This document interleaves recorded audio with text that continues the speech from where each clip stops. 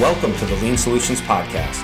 This is the podcast that adds value to leaders by helping you improve performance using process improvement solutions with bottom line results.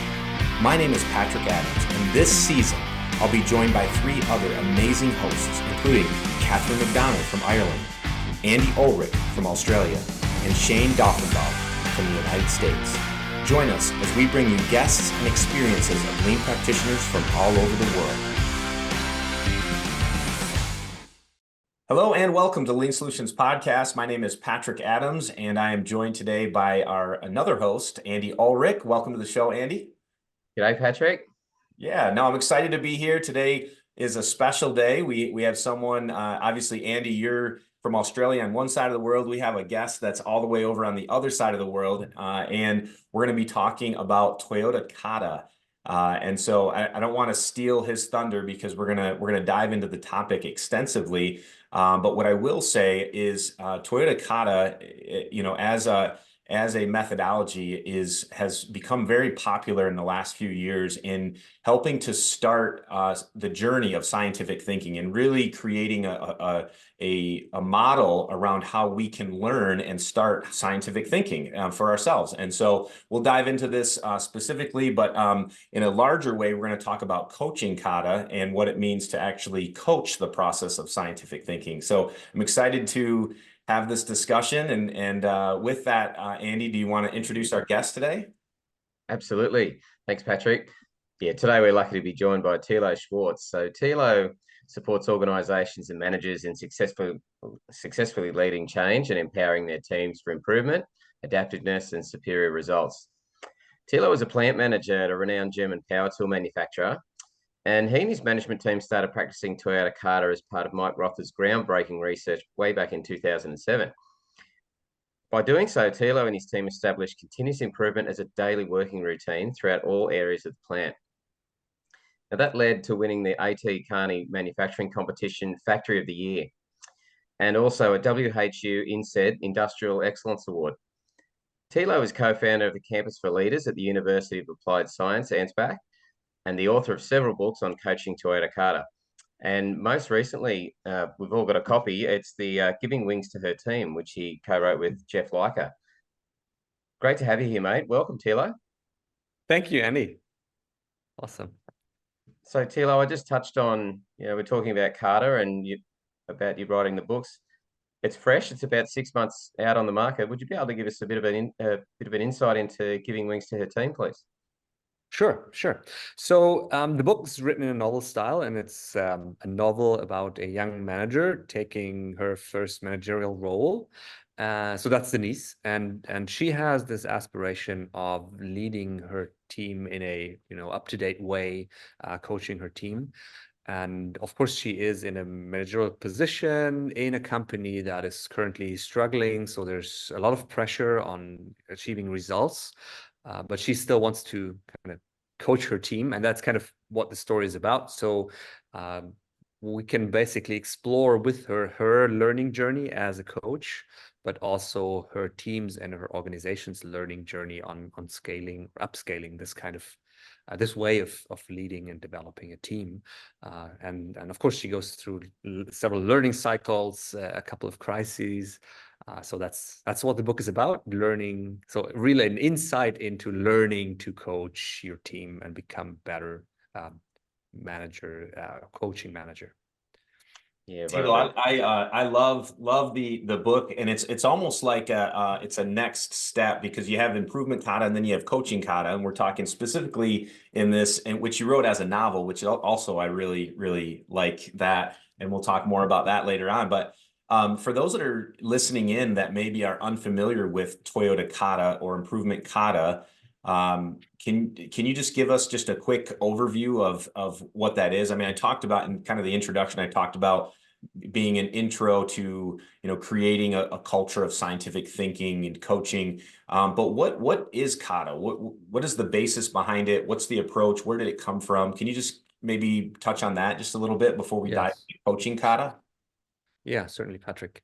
So kata as a word, it's a Japanese word, and there's two meanings to it. So the first meaning which we usually relate to means kata as a training routine for learning a skill, which is a concept that we use in actually everywhere we develop skill. So it's a practice routine to learn a specific skill.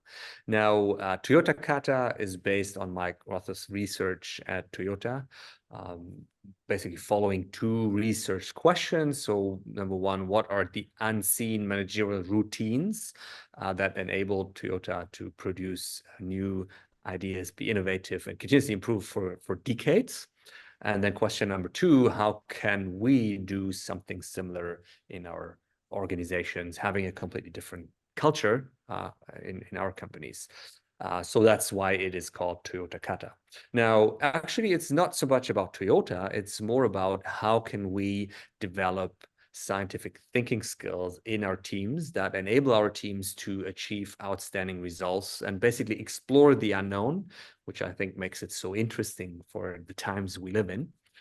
So in a way, you could say Toyota Kata is an approach for managers, educators, or actually anybody entrusted with leading people to practice and coach for a more scientific way of approaching things, challenging goals, and kind of counters our natural tendency to jump to what we know based on our experience. So this is a mechanism our brain has, which is very, very powerful, and enables us to navigate everyday situations in a good way, but sometimes hinders us from developing new solutions and exploring an unknown zone. So basically, Toyota Kata is a way for if you want to develop your team in this direction. Yeah, and I love the framework, and it's so helpful for people that are, learning how to think scientifically or critically in, solving problems and leading teams. So it gives us a really great starting point to follow, step by step. I mean, Mike Rother even gives he has a free website out there with, all the coaching questions and all the materials that you need in order to get started, storyboard, everything, which is really cool. And I also love in your book too, that you have QR codes in here with scan where you can scan it and actually download, free resources as well. So again, there's just so much out there to help us to actually implement kata. It's like there should be no reason why we can't, implement this style of learning into our organizations. And so that piece of it is one piece of it, the improvement kata. And in the novel, you talk with Denise. Denise basically is learning how to coach kata. And so what's the difference then, or can you explain, based on the basis of the book being specifically around coaching? So what is coaching the Toyota Kata way? What does that look like? So as you see, the subtitle is a novel about learning to coach, and then the Toyota Kata way. So one way to explain that is that coaching the Toyota Kata way is about learning to become a better coach. And it's, you could say, you could do a comma after a novel about learning to coach, comma, the Toyota Kata way. So the Toyota Kata is an approach for learning, right, a more scientific way of working and collaborating on the one side, improvement kata, and then it's a way of learning how to become a better coach to develop scientific thinking skills in our teams. So why I feel this, or for me personally, this is so important, because my experience is in a leadership role, it's not a lack of understanding that I should be coaching. It's not a lack of knowledge. I mean, we know as managers we should be coaching, and probably most of us have had coaching training at some point of their career. So understanding is not the issue. The issue is that, like, if somebody walks into your office, hey boss, I have a problem, and you have like 21, 22, 23 to make a decision. Do you just delegate, or do you coach? So tell a coach it's a impromptu decision. So what is coaching the Toyota Kata way? That Toyota Kata way is a way to learn to make this kind of coaching intuitive, so you can empower your team to deal with the day-to-day issues, but also especially to deal with the challenging challenging goals we face. So in a way, you could say coaching the Toyota Kata way is a way of learning to become a better coach. I love that.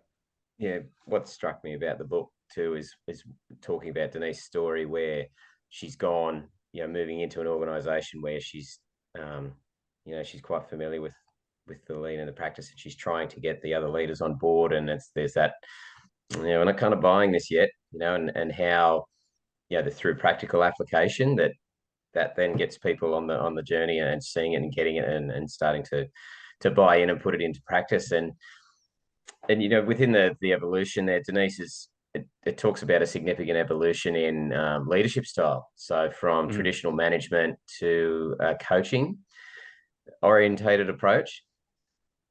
Why would this be useful for leading teams today and especially into the future, Tilo? Yeah. So maybe one more thing I'd like to add about the coaching kata is that I often feel we need to be very specific when we ask managers to coach. What do we mean? Right? So the word coaching has become very popular in the management realm in the past 6, 7, 8 years, and there's different coaching approaches. So I think it helps to be very specific what kind of coaching we're talking about here. Or in other words, you could say, what's the difference between the coaching kata approach and other coaching models? You could say there's the grow model, there's other coaching approaches and models out there. So the main difference, or first the similarity, is that I think every coaching approach aims at helping an individual or a team to solve a problem or achieve a goal. Like if you think of sports coaching, business coaching, career coaching, even, marriage counseling. So it's always about, achieve a goal or solve a problem. So coaching kata has that purpose too. And a coaching approach to help achieve something. Now, the interesting part is that the coaching kata has a second purpose. And that is, while you help a person to achieve a specific goal, at the same time develop a way how to do that in a more structured, in a scientific way. So basically, you're not only helping the person to achieve this one thing at hand, but also develop the person's skill for working in a more scientific way. And that's, I think, another important part is to help the person get calmer or more resilient in dealing with the unpredictable and unknown. So now back to your question, why might this be a useful approach? Well, I think we all experience that we're faced more and more with unpredictability, complexity, challenges. It's just the 21st century as is. It's just the time we live in. And I think, okay, cool. There's also so many opportunities there. Okay, so let's go.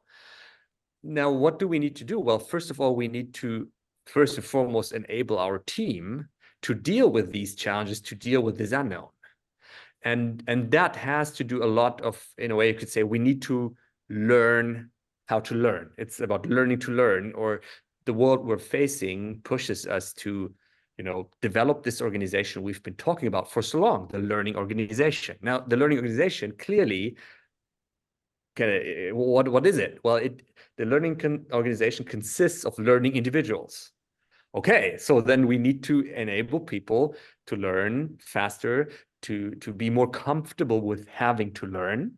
And I think that is one of the great leadership challenges we face. How can we help individuals and teams to learn faster and be comfortable with learning? So I think that also, if you're asking, so why might this be a useful approach for leading a team? I think also the way we've done management, or we've learned management in the past, was good for the past, but we clearly feel this is not going to be the way we're going to lead in the future. There's a couple of aspects, like traditional management is very centralized focused. It's in a way you could say it's focused on maintaining the status quo. Okay, so you need to get confirmation. Yes, you can change this, yes or no. So this all makes sense in a world that is a bit more stable than the world we're experiencing now. Sure. Now, what we're experiencing now is we need fast changes, and the team that learns the fastest, adapts the fastest, is going to win. And I feel we need to adapt our way of leading to that as well. So, so what do you do? Well, the leadership of the future, I think, is going to be much more people focused, less content focused, much quicker in the cycles and the interactions, because we need to adapt quickly. And that is why I feel learning to coach for a more scientific way of thinking in your team is something that we definitely need in the future in leading our teams. Yeah, and I love that you mentioned the traditional management, right? Because there are, and I know just from my experience in the U.S. and in other areas, that there are still so many companies that are still managing the old way, and unfortunately, they're not having really great results. And I think a big part of that is a lot of what you just talked about, where the world is changing, the people are changing, culture is changing. And so we also have to be willing to change our style of leading, right? And in order to better manage the people that are working for us. And so I guess as you were talking, I'm thinking through this change from traditional management to this coaching oriented approach. And I'm wondering, what are your thoughts, or what has been your experience and what you've seen the impact on team dynamics and performance through utilizing more coaching oriented type of leadership? So, well, if we think about that on an organizational perspective, like if we think we want everybody every day in every process to work on improving, then it's quite clear there's a couple of ingredients we need. So if we want people to engage, you want this kind of motivation, okay, motivated to do something. Then, of course, if you give this freedom to act, we need to make sure there's a direction we're working towards, and of course, we need to enable people to handle these challenges, to master these obstacles. So basically, what you see is you have to start with giving this freedom of control, because motivation and self-control are directly linked. Now, if you do that, of course, you run the risk that things go havoc. You still are responsible for the results. So how do you do that? Well, you have to make sure there's a clear direction, and you have to work on the skills, on enabling your team to explore this unknown zone. Now, if you do that, what happens is, of course, at first people are kind of surprised, because that's not the way they've maybe experienced the world so far. And then, of course, there's now all of a sudden there is this freedom to act. And once people get more comfortable with that, which also comes through the coaching and helping, yes, we can do that, we can do this together. They really kind of they get curious, they get engaged, and they're just because of Henry Ford talked about the pride of craftsmanship. And he said like, we've taken away from people this pride of craftsmanship. And I think continuous improvement and exploration is a wonderful opportunity to give this back, being proud of, look at this, what we've achieved here.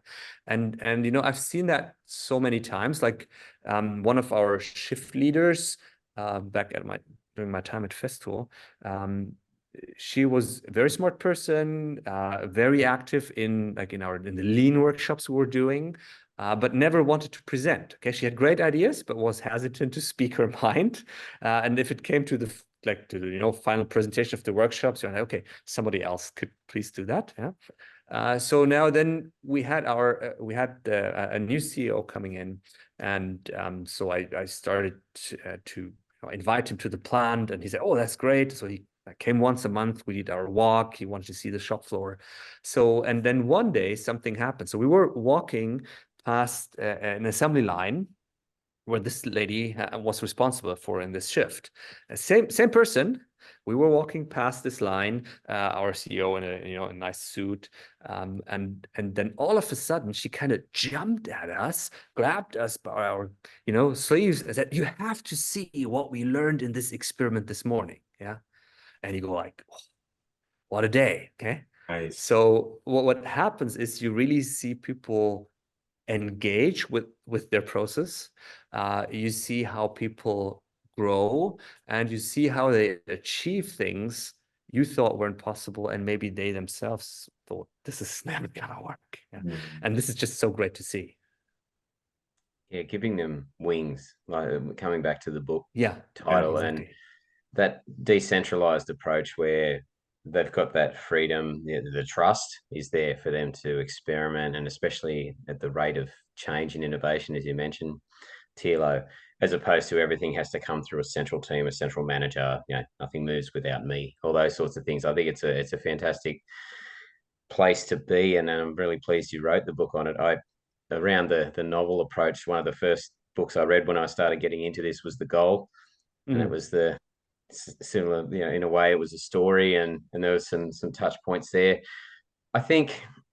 And human nature, you talk about the scientific thinking approach. So for me, thinking about that is challenging our human nature, that you talked about jumping straight to solution. I have to fix.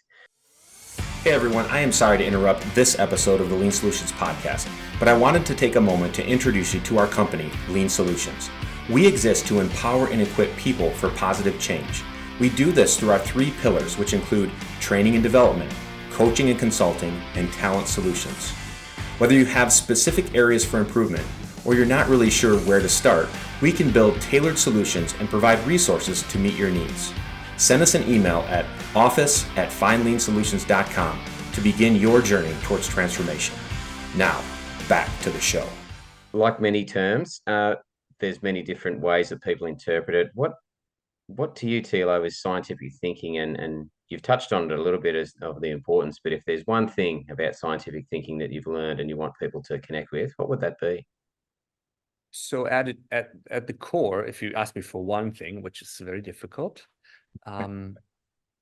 it's this mindset or this attitude. We say, hey, everything we think and propose is a hypothesis and should be tested. Everything, no matter how sure I am. So in a way, you could say the core is don't be so sure. I don't mean that in an emotional, unstable way. Okay, don't be so sure. But I mean it in an attitude, in a positive attitude. Hey, cool idea. How can we test it? So if you ask me for one thing, that's probably the thing. Yeah. That might have been don't be so sure. A 2 will be fine, Tilo. Okay. Can I do? So another thing is focusing on learning. Okay, so let's take this to the organizational level first. I have the feeling that we've actually built our organization for fast execution. Make a plan and then make sure this plan gets executed correctly and fast. Now, this is wonderful for scaling, which we've experienced in the past 40 years. Okay, so we've grown through companies and also our society and economy through scaling. What best practices? Let's do them again. Now, while this is great in a world that doesn't change too much, it runs into difficulties once kind of the circumstances change. Okay, because jumping to conclusions means we're projecting what we've learned to future tasks and problems, with the underlying caveat that, of course, experience is always context bound. So this means in the world we see now, probably speed of learning beats speed of execution. We don't want to be slow. That's not the point, but it's more about learning than it is about just, execute. And I think that is the second very important aspect of scientific thinking, which means how can we learn more? How can we learn faster? So you could think of, and that's for me a simple takeaway that can be changed. It's like life hack takeaway from this podcast. Like if you look on minutes from a meeting, like if you think of your meetings, you're probably doing minutes. So then you usually have who does what until when, and then you have this checklist for the next meeting where you check if it got done. This is execution focus. Now, what you could change to, or not totally change, but add to have it a bit more scientific, you could, once you've done, okay, who does what until when, you could ask, and what do we expect to happen? So have an expectation connected with your countermeasure step. And when you meet in your next meeting, not only check, have you done this step, you could ask, and what did we learn compared to our expectations? If you just add these two things to your minutes, you probably don't need to change the form. You can use the same form because, okay, who does what? And what do we expect? And next time, did we do it? And what did we learn? So don't be so sure and focus on learning, comparing. So that means compare what you expected to what really happened and kind of, draw a conclusion from that and adapt your approach. I love that. What a great example of embedding scientific thinking into our normal practices that, probably many people are doing that already. So I love that. A great simple way to just start slowly embedding scientific thinking into our organizations. I also think about some of the organizations that I've visited that would say that they have a lean business system, that they follow lean principles, that they are a lean company, but maybe they're not necessarily using scientific thinking or have never heard of the term, or I don't know, maybe they're not doing those things like the example that you just gave us. For those organizations, how can you explain how scientific thinking can come alongside, or maybe it should be a massive part of lean thinking, or the basis? So can you just kind of combine the two and explain how they come together, what the importance of the two are together, how scientific thinking can help support a lean effort, all of that in one? Sure.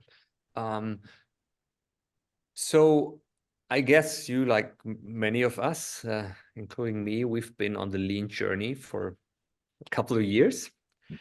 And we could ask ourselves, so is it working? Are we happy with our results? And I think, yes, we can see positive results. We've implemented tools. It's quite amazing how well the solutions Toyota developed fit to our problems. I find this quite amazing. Now, the catch-22 here seems to be to do it in a sustainable way, and also to keep developing our lean system. And lean started with very simple principles. So basically it started with, just in time, the flow, one-piece flow, and jidoka, so stop on failure. So that's kind of the two fundamentals. And over the years now, it has grown into kind of a system approach, because yes, we say, unless you change the system, it's not going to work. But that, in my experience and my feeling, has become so huge that it's very hard to implement and sustain. Now, taking a more scientific approach would be to say, okay, keep what we have, what we've implemented so far with lean, but treat what we're doing as a hypothesis. And then kind of use a scientific approach of formulating a hypothesis, testing the hypothesis, then learning and adapting to developing our lean system. So actually start very simple, but use a scientific way of building and growing what you do with lean. And that is why I feel like scientific thinking is not a replacement, not by far. It's an enabler. Like if you look bigger than lean, you could say, in our endeavor to develop learning organizations, agile organizations, we've mainly played on two big fields in the last years in many organizations, and that is introducing methods and tools. So you could think of lean, you could think of agile, okay, methods and tools for helping teams to be more nimble and experiment. And we've also done changes to our organization and roles, like less hierarchical, new roles, product owner, whatever, value stream manager. So we've played on these two fields. And now I feel like there's a third field, because it's not that the other two are not important. They're fine. But basically any transformation gets, stuck by the existing habits and thinking patterns. So habits and thinking patterns always win. And that's kind of that field of thinking patterns and habits we haven't addressed yet, or not enough. And that is why I feel like scientific thinking and practicing Toyota Kata as a way to develop this this mindset is an enabler for bringing our lean system to life step by step. So again, when you're giving that freedom or that additional capacity to your team to go on and try these new things, having a structured scientific method and process behind that, to me, would help reduce some of that risk. Some people may be listening thinking, well, I just couldn't let my team loose, and well, you learned that didn't work again, and they're just off doing their own thing. Having this structure around Kata and the coaching around it, how do you find that best manages those risks with new approaches? And there's pressure there. It's okay, you want to be let go and do some things. Here you go. I expect results. How can you talk us through a few things in that space? So that is one of the aspects Jeff and I tried to cover in Denise's story, because this is a very big challenge as a manager, and I've exactly experienced that myself. You want to develop your team, at the same time you are not coached yourself. You're just asked for results, okay? And as long as you deliver results, you're fine. If you're not delivering results, okay, handcuffs on. So now I think there's a bit of a misunderstanding. Sometimes people think like, we go by experiments, we experiment, we coach, so anything goes and speed doesn't matter. Quite contradictory, okay? So we want speed. Now, also clear that developing skills, coaching skills as well as scientific thinking skills, takes time. Skill doesn't develop by reading a book, okay? You don't learn to fly a plane by reading a book. You practice and you go to the flight simulator, okay? So that is kind of the pressure or the trade-off you're talking about. Now, how do you mitigate that? So first of all, if you give freedom, it's very clear, and there have been experiments in the past with just giving freedom. It comes with a obligation, and that is you need to help people to understand what direction is. So this talks about our policy deployment, and that also it makes it clear that the way we're doing policy deployment today in many companies is not sufficient for giving people direction, because we only deploy numbers. Now, numbers are okay, but they don't create picture. Or in other words, if we three talk about increasing productivity, we also have, like, by 10%, we all three have a picture in mind, but this picture very likely is different. Whereas if we deploy what we call target conditions, without wanting to go into too many details here, it's about deploying what is it we want to achieve. So you could think of a lever and a stone. So what is the stone we want to live? That's the KPI. And what is the lever in the process we want to, to change, so this stone gets lifted. So basically, how do you mitigate that risk? You're responsible for results, but you want to coach. Well, first of all, the targets you deploy have to be much clearer in creating aligned pictures of how do we want this process to run in 3 months from now, in 1 month from now, in a week from now. Okay. Secondly, when we only look at the results, we all kind of, we dread the hockey stick. Nobody wants to see the hockey stick. Now, the truth is, whenever you do something new, whenever you want to be innovative into this unknown zone, your results will follow the hockey stick curve. Okay, so actually, the real question, the real challenge for me here as a manager is, how do you know your team is making progress, although you don't yet see it in the result? Because this is not possible if you do something new. Very clearly, it's gonna be the hockey stick, and that means this is where this coaching frequency comes in. So basically, coaching not only develops your team, the frequent coaching cycles, and we're talking about daily coaching cycles here, also give you as the coach the feedback how fast your team is learning. So if you want to mitigate this risk, you not only need to look, kind of stare at the results. Why are the results not coming? It's much more important to understand the learning speed of your team. So if you learn in your daily coaching cycles, my team is working at on the relevant obstacles, they're deepening their understanding, they're starting to produce solutions that will remove this obstacle. So learning speed is good. You can sleep well because the results will come. Now, if we just do the classical, every 4 weeks steering committee project check, this is never going to work, because you only see the results. You don't know if the team is learning. So basically, you mitigate this risk, give direction, coach daily so you understand the learning speed. And of course, in the way you define the experiments, you want to define them in a way that you're not getting into the danger zone. Sure. So again, to summarize that, the way to mitigate the pressure of achieving results while developing your team is understanding the learning speed of your team.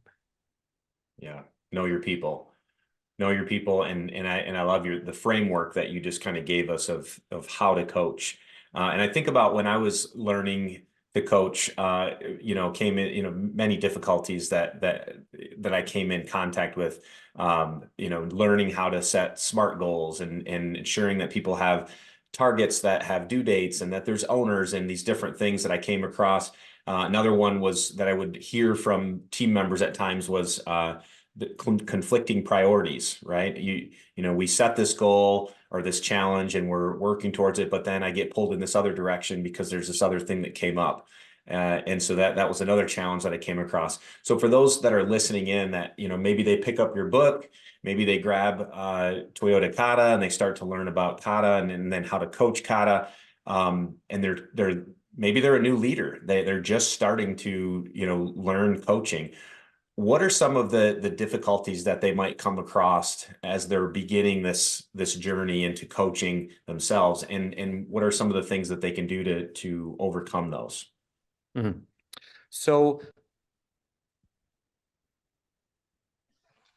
the difficulty, I mean, what makes a good coach? Well, a good coach, I often say, is you realize a good coach because people go to this person voluntarily, say, hey, Patrick, I think I'm stuck. Can you coach me?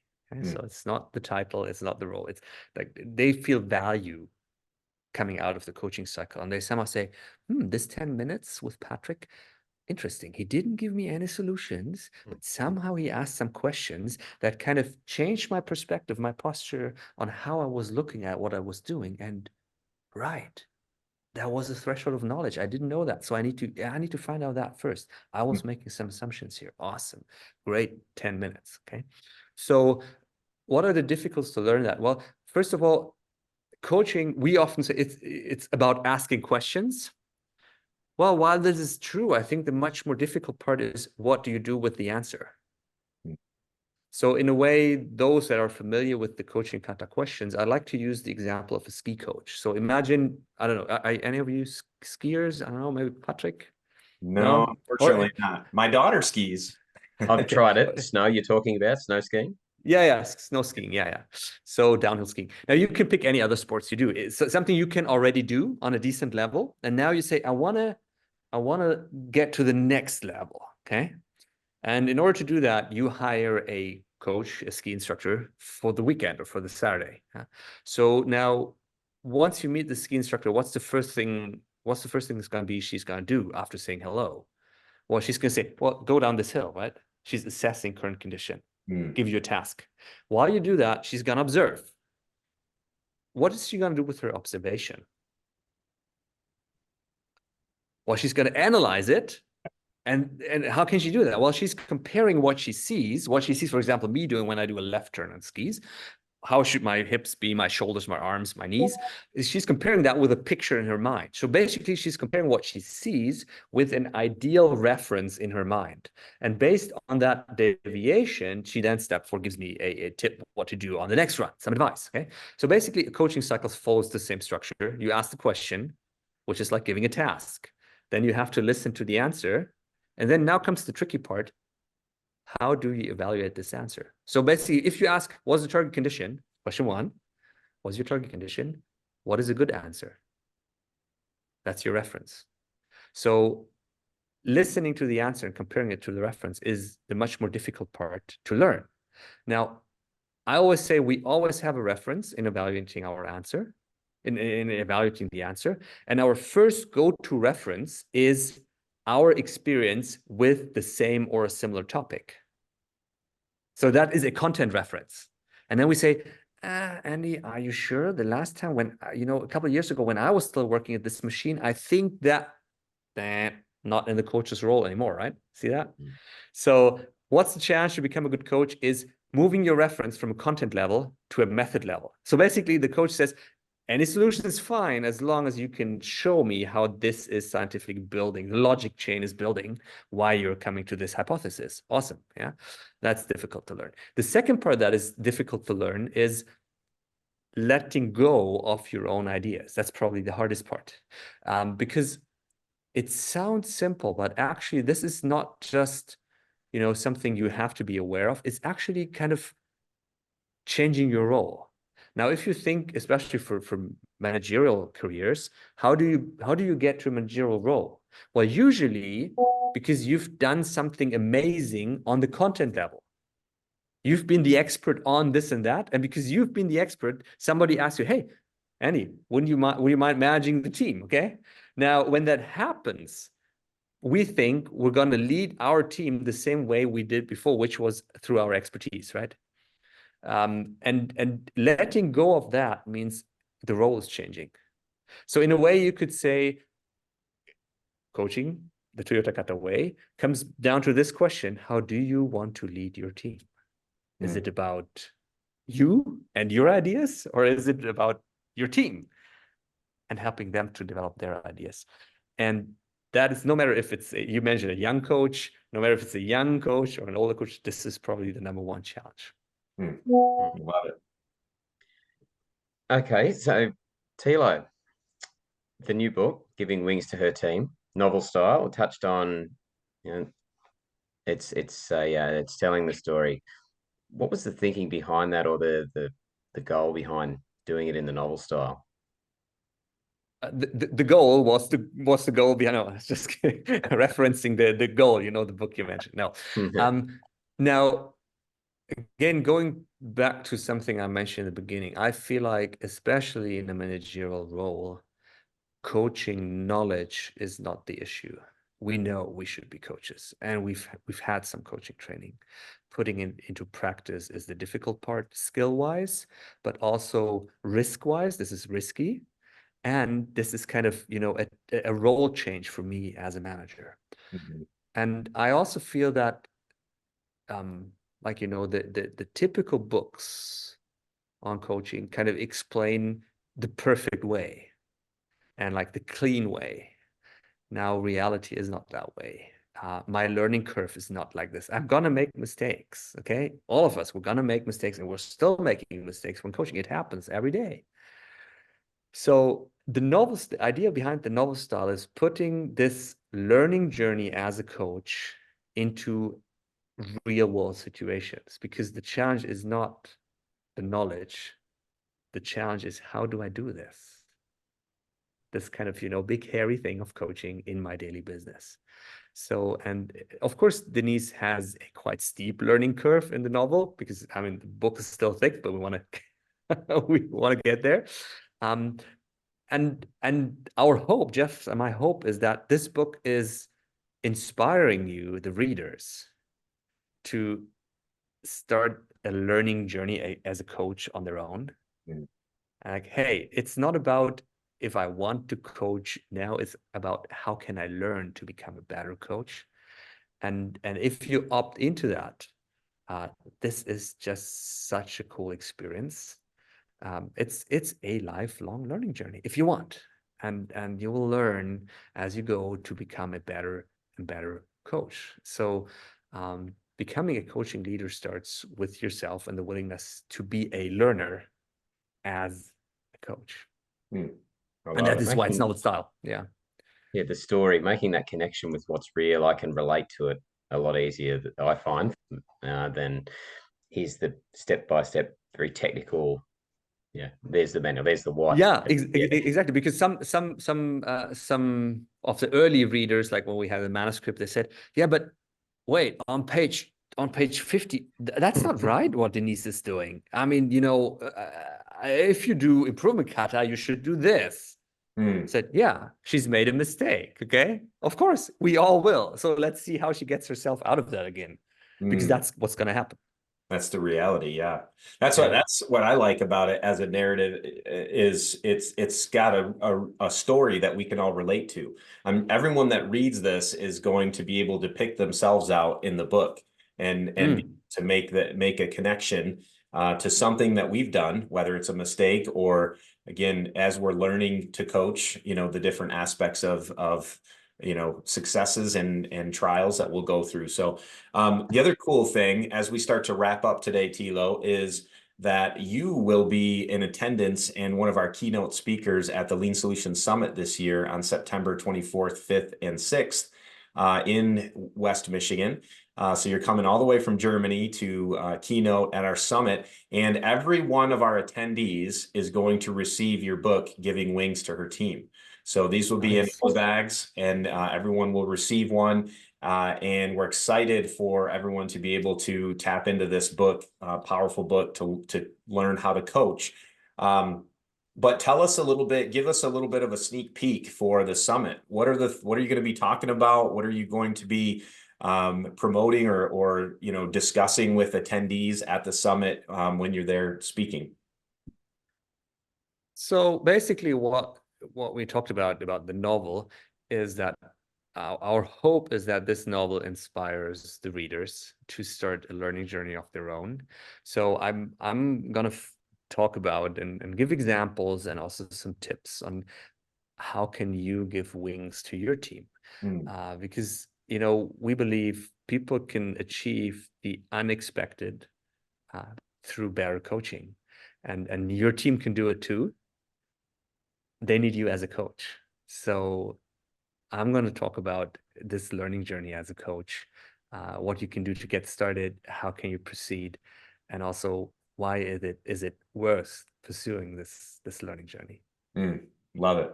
And the theme of the summit is unleashing the power of continuous learning. So it matches up so perfectly with what we're going to be talking about at the summit. And we'll drop a link for the summit into the show notes, along with some links to Tilo's book for those of you that unfortunately won't be in attendance. But if you're in attendance, you will receive the book. Otherwise, the other links, Tilo, the best way to get a hold of you, would it be LinkedIn, or are there other links that we can put in the show notes for people that want to reach out? You could put my email in and the LinkedIn. Perfect. Yeah, that's probably good. We'll do that. Well, Tilo, it's been great to have you on. I feel like we could have talked for quite a while longer, but again, we'll catch up at the summit in September, and Andy as well will be there. So it'll be Andy, Tilo, and myself. All three of us will be together in person. So that'll be cool to see you guys in person at the summit. But again, Tilo, thanks again for coming on. Love your book. Love everything that you're doing, and appreciate you. Patrick, Andy, it's been a pleasure. Thank you very much for having me. Thanks, Tilo. Thanks so much for tuning in to this episode of the Lean Solutions Podcast. If you haven't done so already, please be sure to subscribe. This way you'll get updates as new episodes become available. If you feel so inclined, please give us a review. Thank you so much.